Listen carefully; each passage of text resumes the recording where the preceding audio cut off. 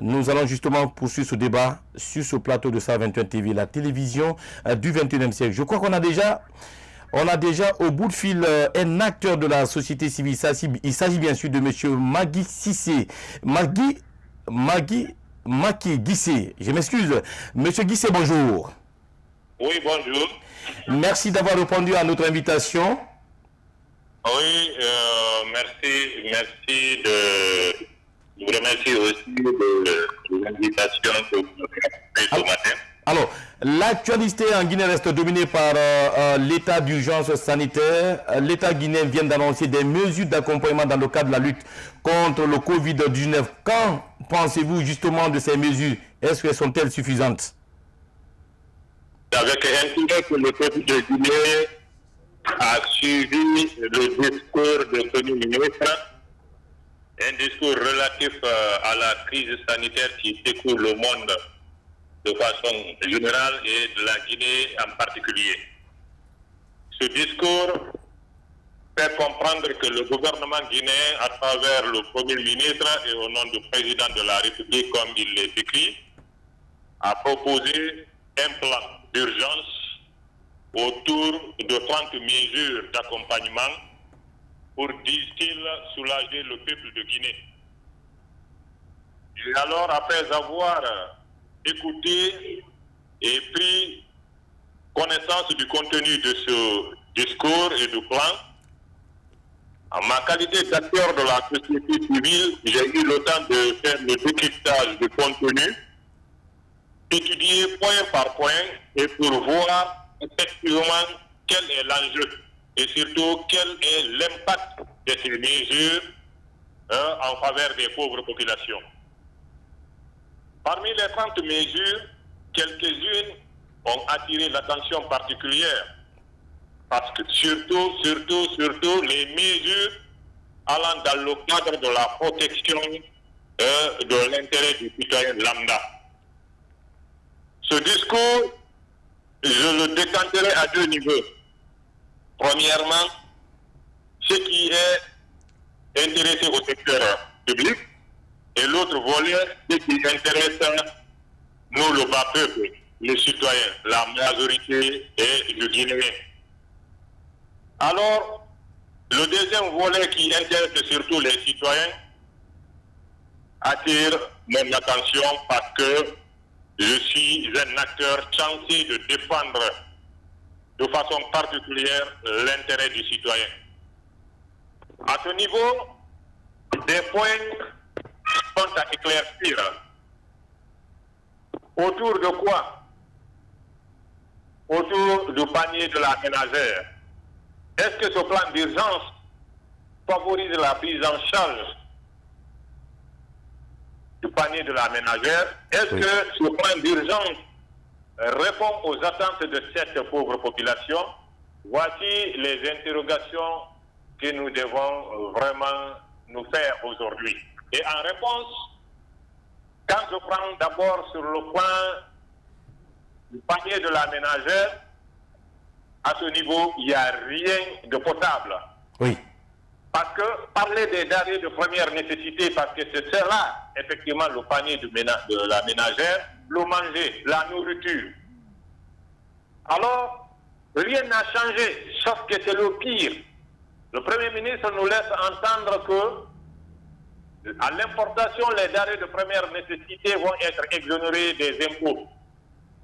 Mais au point de vue transport, c'est les impôts parce que qui parle du prix de vente, parle du prix d'achat et les prix accessoires, c'est-à-dire le coût d'achat de la marchandise, le transport de la marchandise, les taxes jusqu'au magasin de stockage.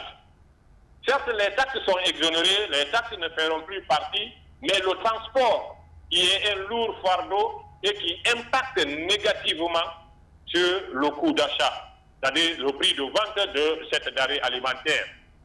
Parce que tout est question de carburant. Aujourd'hui, on sait que le prix du carburant n'a presque pas varié parce qu'une variation de 1000 francs, c'est très dérisoire pour que vraiment le prix ne soit pas impacté à la hausse. Le prix des denrées alimentaires, le riz aujourd'hui, le prix est monté. l'huile, le prix est monté. Et le sac de riz, le prix est monté. Dans les marchés aujourd'hui, même les feuilles de patates douces, les prix sont montés. Par la simple raison que rien n'est produit ici à Conakry. Même les condiments, ça vient de la Basse-Côte, de Gofa, de Forécaria, de Dubreka, de Kindia. Mais quel est le coût de transport aujourd'hui? Et de l'autre côté, le volet transport qui est même une insulte. Une insulte, je le dirais, parce que est-ce que la Guinée détient des transports, des moyens de transport public? Non. Les bus dont on parle, il n'y a pas une dizaine de bus qui sont en circulation aujourd'hui sur l'autoroute et sur la route de Prince. Il n'y en a pas. Oui. Faites la vérification. La majorité de ces bus sont en panne et sont au garage aujourd'hui. On nous parle de Guinée Express. Malheureusement, pour eux, il y a le syndicat de ce bus-là qui a réagi hier pour dire que ce train-là se trouve au garage depuis plus de 6 mois. Donc, comment on peut compter ce train-là aujourd'hui comme un moyen de transport qui pourrait soulager ces pauvres populations? Non. Les transports privés aujourd'hui, qui sont les taxis, l'État ne les contrôle pas. Voici là où le bas blesse. À titre d'exemple, moi, je suis dans un bas quartier à Sonfonia. Quand je prends des heures pour quitter chez moi pour venir au niveau de la route principale et prendre le taxi véhicule, il faut payer 5 000 à l'aller, 5 000 au retour. Et à la route principale, à la T7, pour aller en ville, aller et retour, il faut payer 48 000 francs dans le taxi. Plus les autres 10 000, ça fait 58 000. Et moi, je suis à Sonfonia, Et ceux qui sont à Kabélé, ceux qui sont à Dubrika, ceux qui quittent Foya pour aller travailler. Parce que je vous avoue qu'on dira que c'est le moment de confinement, mais tout le monde ne peut pas se confiner. Oui. Parce qu'on sait que le Guinéen tire le diable par la queue. Il faut sortir aujourd'hui pour aller chercher à manger demain. Les factures d'eau et d'électricité. Je me demande sur quelle mesure, sur quel plan le Premier ministre s'est référé pour dire que pendant 3 mois, on ne paye pas ni facture ni d'électricité.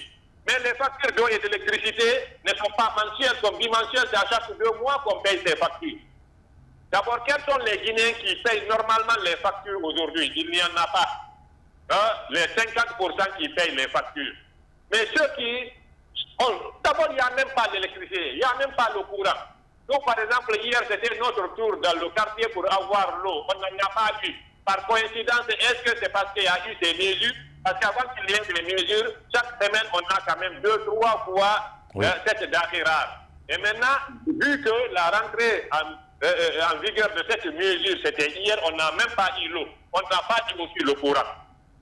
Mais combien de Guinéens aujourd'hui ont le courant? Combien de Guinéens ont l'eau, la pompe? Alors, M. Guissé? Alors, c'est dire que d'abord, attendez-moi, les 3 mois dont il a parlé de non-paiement des factures d'eau et d'électricité. Oui. Mais on dit à compter du mois d'avril. Oui. Mais non, avril, mai, juin. Pendant cette période de 3 mois, il y a une seule facturation. Parce que c'est après 2 mois, on facture. Maintenant, juin, juillet. Juillet n'est plus dans les 3 mois, donc on n'attend pas. C'est-à-dire, au mois de juillet, on attend une facture que nous devons payer. Donc, c'est une seule période de facturation qui est accordée à la pauvre population. Oui. Alors, M. Guissé. C'est sur ces mesures-là, réellement, que le peuple de Guinée doit compter. Oui. Alors, M. Guissé. Oui. M. Guissé. Oui. Alors, vu justement toutes ces réalités, vous avez analysé de fond en comble le contenu justement de ces discours du Premier ministre qui annonce les mesures d'accompagnement. Aujourd'hui, à votre avis, c'est vrai que ça n'a pas d'impact sur la vie du bas peuple, notamment le Guinéen. À votre avis, si on vous demandait aujourd'hui de nous proposer une piste de solution comme mesure d'accompagnement, quelle allait être justement votre réponse? La principale, c'est la réduction du prix du carburant. La réduction du prix du carburant, il ne faut pas qu'on tourne autour du pot. Aujourd'hui, le baril sur le plan mondial est en dessous de $20. Oui. En Guinée, on peut vendre aujourd'hui le litre à la pompe à 4 000 francs et que l'État puisse s'en sortir. Oui. Pour que l'État puisse s'en sortir.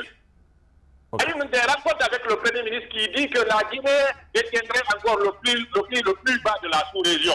Je suis entièrement d'accord avec lui, parce que j'ai essayé de vérifier au Sénégal, la Côte d'Ivoire, le Mali, voisin ici. En Guinée, on a encore le prix le plus bas. Mais nous sommes encore les fonctionnaires les moyens payés. Ok. Alors, M. Marty Guissé, aujourd'hui, autre aspect, justement, ce sont les institutions de Bretton Woods qui viennent justement de décaisser une enveloppe financière pour assister certains pays de la sous-région ouest africaine pour lutter contre le Covid-19. C'est le cas justement de la Côte d'Ivoire, du Sénégal, de la Gambie. La Guinée n'est pas bénéficiaire justement de ces avantages. Qu'en pensez-vous? Et vous dites, hein?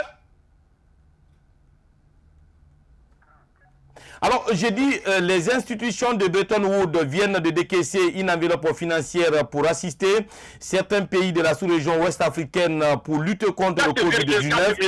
C'est le cas de la Côte d'Ivoire, du Sénégal, de la Gambie. Notre pays, je veux parler de la Guinée, n'est pas bénéficiaire de ce montant en tant qu'activiste de la société civile. Qu'en pensez-vous? J'ai une peur. J'ai une peur bleue. J'ai une peur bleue en ce sens que, d'abord, avant les institutions de Bretton Woods, de la Banque mondiale et le Fonds monétaire international, c'est la France qui a accordé d'abord beaucoup d'assistance aux 5 pays francophones, dont la Côte d'Ivoire, le Sénégal, le Mali, le Burkina Faso et le Gabon. 5 pays. Donc tous les pays qui tournent autour de nous, mais pas nous. Mais ça, c'est pour quelles conséquences? On nous dira que la conséquence est purement politique parce qu'on connaît ce qui se passe dans le pays. Ces menaces de sanctions qui pèsent sur la Guinée après l'organisation des échéances électorales passées, est-ce que ce n'est pas un début de sanctions que la France inflige à la Guinée? Et pourquoi aujourd'hui la Banque mondiale, le Fonds monétaire international, 4,4 milliards de dollars accordés à la Côte d'Ivoire? Mais pourquoi pas la Guinée qui est en train de souffrir de la même façon que ces pays? Donc nous devons nous interroger, nous devons nous poser, c'est-à-dire nous poser les mêmes questions. Quelle est notre place au sein de la communauté internationale aujourd'hui? Par rapport au slogan du président de la République qui disait que la Guinée is back. Mais est-ce que la Guinée is back là? Est-ce que ça se refait? Il faudrait pas que ça soit dans la bouche. On a besoin d'être soutenu aujourd'hui parce que nous savons que notre système de santé est défaillant. On ne pourra rien faire de nous-mêmes face à cette crise sanitaire. Mais si on n'est pas en bon terme avec vraiment la communauté internationale, comment pourrions-nous aspirer à avoir vraiment des soutiens de la communauté internationale? Je dis non. Okay. Et quelle est la diplomatie de la Guinée aujourd'hui? Parce que tout est une question de diplomatie. Si le Sénégal, la Côte d'Ivoire arrivent à faire des levées de fonds à hauteur des milliards de dollars, pourquoi pas nous? Oui. Pourquoi pas nous? Donc quand je dis que j'ai la peur bleue, parce que quand ça continue comme ça, on va de mal en pire chaque jour. Vraiment, le nombre de cas confirmés ne fait qu'augmenter. Okay. Pendant que les partenaires techniques et financiers, même locaux, ceux qui sont chez nous ici d'abord, notamment l'UNICEF, l'OMS, le SAID, nos partenaires historiques, personne ne s'est réuni jusqu'au-là d'abord. Combien l'ANS détiendrait aujourd'hui si ce n'est pas les 6 milliards que l'État a mis à disposition? Oui. Alors, est-ce que dans ce cadre, M. Guissé, on peut parler d'une crise de confiance justement entre ces institutions et la Guinée? Bon, une crise de confiance, voire même une guerre dans cette crise de confiance. Parce que est-ce que ce n'est pas une guerre d'ego entre des personnes? Parce qu'on connaît réellement, il n'y a pas de paix sans cause. Quelle serait la cause de cela aujourd'hui? La cause de cela aujourd'hui, c'est l'entêtement de nos autorités à nous engager dans une élection, dans une élection non inclusive, en défiant même les propositions, vraiment la position de la communauté internationale. C'est vrai, on est un pays souverain. Par orgueil, on peut vraiment se taper la poitrine pour dire qu'on ne fera pas un dictat. Mais quand même, on est signataire des accords internationaux, des protocoles, des arrêtés internationaux. Alors, la CEDEAO, l'Union africaine, l'Union européenne, et aujourd'hui, voici la France, l'Allemagne, les États-Unis même qui étaient un peu flous dans leur position, qui viennent vraiment d'éclaircir leur position pour dire que vraiment ils n'ont pas soutenu le processus électoral.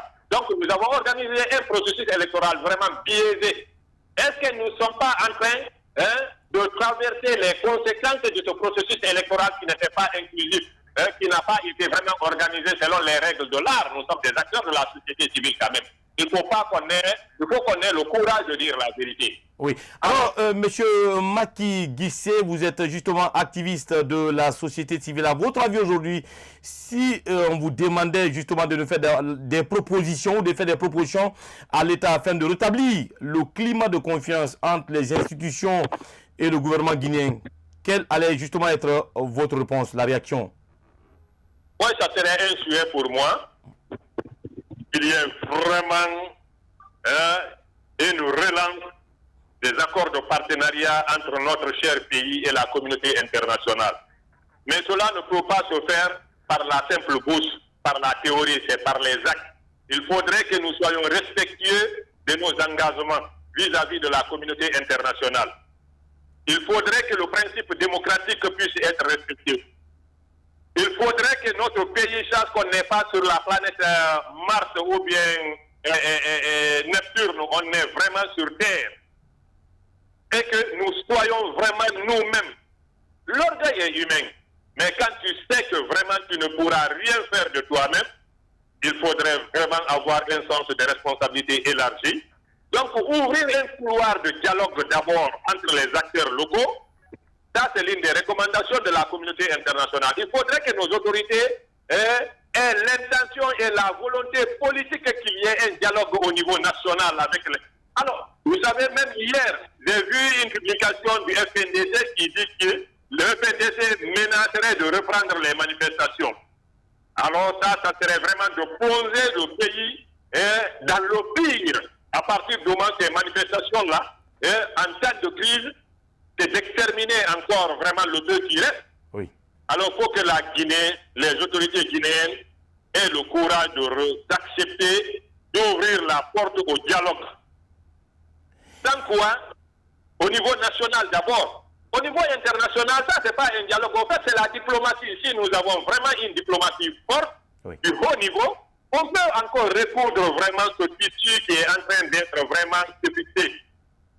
Mais avant tout d'abord, par la CEDEAO, l'Union africaine, et à travers ces deux institutions sous-régionales, l'Union européenne et les autres nations vont comprendre.